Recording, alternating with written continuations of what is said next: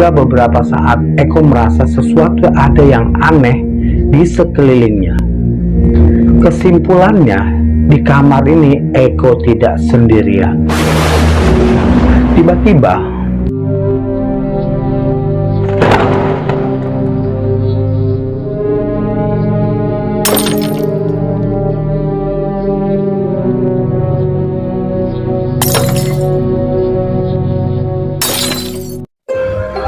Oke teman-teman, jumpa lagi bersama Arman. Kali ini Arman akan menceritakan pengalaman nyata dan mistis yang ada di sekitar kita. Tanpa menunggu waktu berlama-lama, yuk kita saksikan saja ceritanya. Saat itu Eko bekerja secara shift-shiftan. Ia masuk jam 1 siang dan pulang jam 10 malam. Karena sudah waktunya pulang, yaitu jam 10 malam, ia bergegas pulang agar tidak kemalaman di rumah.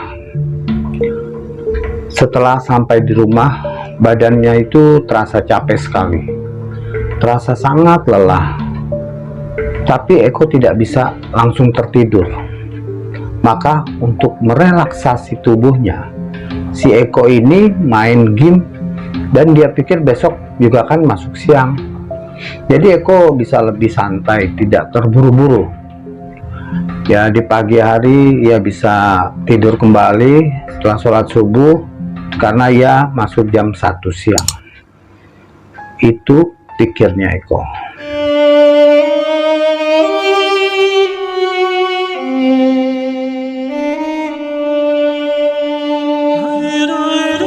Akhirnya si Eko tertidur lelap sampai jam 11 siang.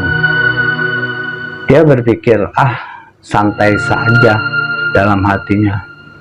Eko pun kembali tertidur.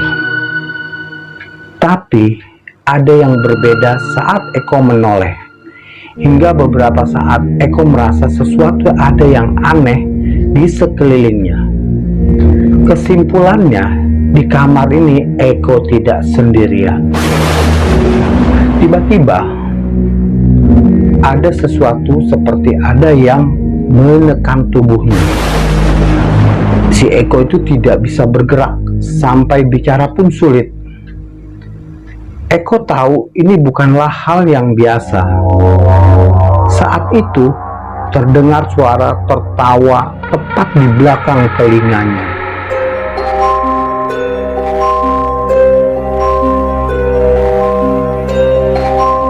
Eko merasa seperti ada yang melingkari tubuhnya. Tapi Eko sadar betul saat itu Eko sedang dipeluk. Eko tak berani menoleh. Dia mengalami kesulitan untuk berteriak dan bergerak. Dan Eko pun berusaha tetap tenang. Karena setiap Eko melawan dengan tenaga akan semakin berat tubuhnya. Dan Eko pun pasrah diri sambil berdoa agar semuanya cepat berlalu.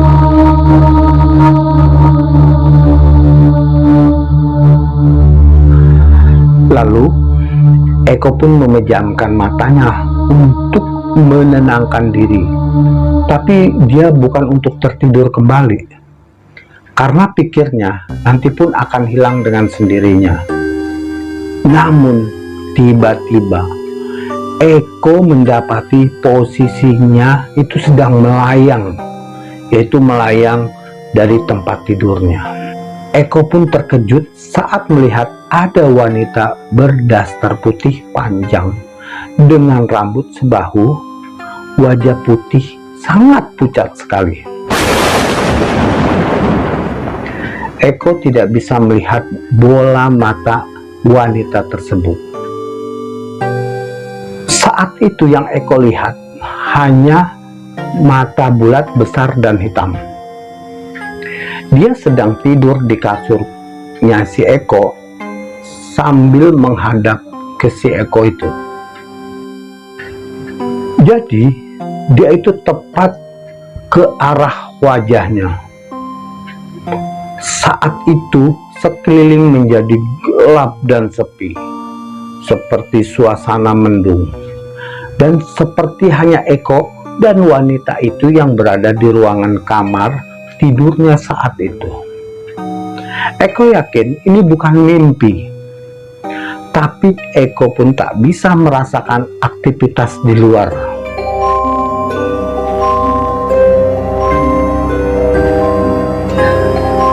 Dia pun heran, kenapa dia tidak bisa melihat aktivitas dan mendengarkan suara di luar ruangan kamarnya. Eko merasa seakan-akan hanya Eko dan dia di tempat itu dan di saat itu. Eko pun merinding dan takut, tapi Eko memaksakan diri untuk berani. Tanpa sadar, Eko dibawa ke bawah, menghampiri wanita itu dan memegang lehernya. Jadi si Eko memberanikan diri. Nah, di saat memegang lehernya, wanita berbaju putih berambut kusut sebahu sambil mengancam. Eko ini mengancam, "Jangan ganggu saya atau kubunuh." Kata-kata itu ia ucapkan hanya untuk membawa dirinya agar dia itu berani. Sebenarnya si Eko itu takut. Lagi pula Eko pun sangat yakin kalau Eko tak bisa membunuhnya. Saat Eko berkata seperti itu, wanita tersebut hanya diam menatapnya, melotot. Meski jarak sedekat itu, Eko tetap tidak bisa melihat bola matanya. Tapi Eko yakin dia sedang melotot. Eko bisa merasakan saat itu jarak itu semakin dekat. Itu sampai sejengkal. Matanya ia tutup karena takut. Suasana sangat mencekam saat itu.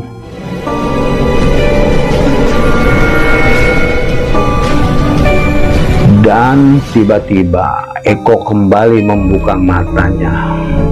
Sedangkan tubuhnya masih berat, tak bisa digerakkan. Eko pun tidak ingin pikirannya tuh panik. Ia berharap semua akan baik-baik saja. Dan Eko pun berusaha agar tetap tenang pikirannya. Eko berusaha menggerakkan tubuhnya perlahan-lahan. Ia mulai bisa menggerakkan tangannya. Dia bisa menggerakkan tangannya sambil melepas pelukan makhluk itu. Eko menghirup napas lega, tapi suasana gelap, mendung dan sepi masih terasa hingga akhirnya menghilang.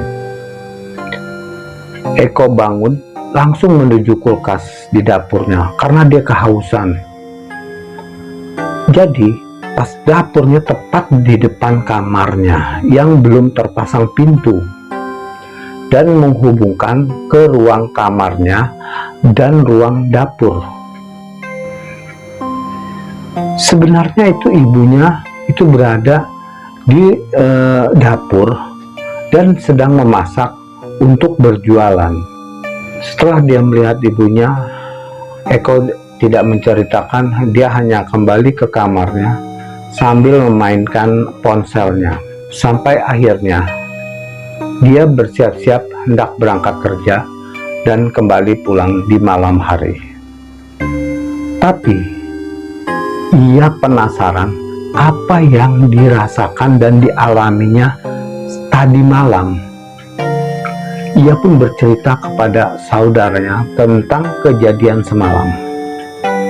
Setelah bercerita kepada saudaranya, dia pun kembali ke kamar dan menutup pintu setelah mendengar penjelasan dari saudaranya bahwa ia itu hantu. "Kamu dikasih tahu, lihat," kata saudaranya.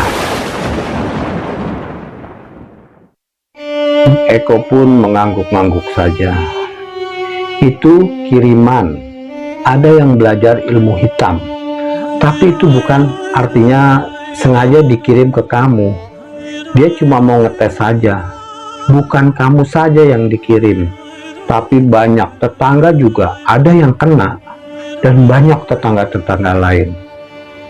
Tapi alhamdulillah hantunya sudah Mas suruh pergi, kata saudara kandung lelakinya.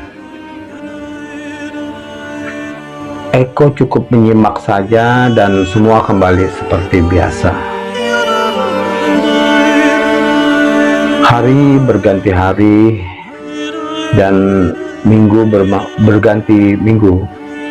Ya, seminggu kemudian ada salah seorang tetangga yang konon katanya dialah orang yang sedang menuntut ilmu hitam dan dikabarkan meninggal dunia karena kalah dalam mengadu kesaktian, yaitu kesaktian ilmu hitam.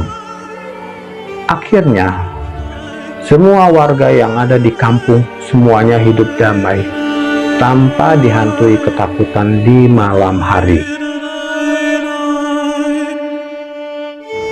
Jadi, pesan dari cerita ini untuk apa menuntut ilmu hitam yang gak ada manfaatnya? Karena di atas langit itu masih ada langit, sehingga membuat takabur dan jauh dari Yang Maha Kuasa.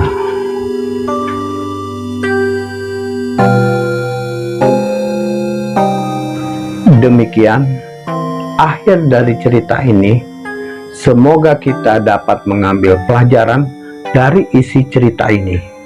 Cerita ini dibuat berdasarkan kisah nyata yang menulis pengalaman hidupnya di laman Facebook. Kisah cerita ini nyata dan misteri. Arman pamit dan undur diri untuk kembali menceritakan kejadian-kejadian mistis di kehidupan kita. Wassalamualaikum warahmatullahi wabarakatuh.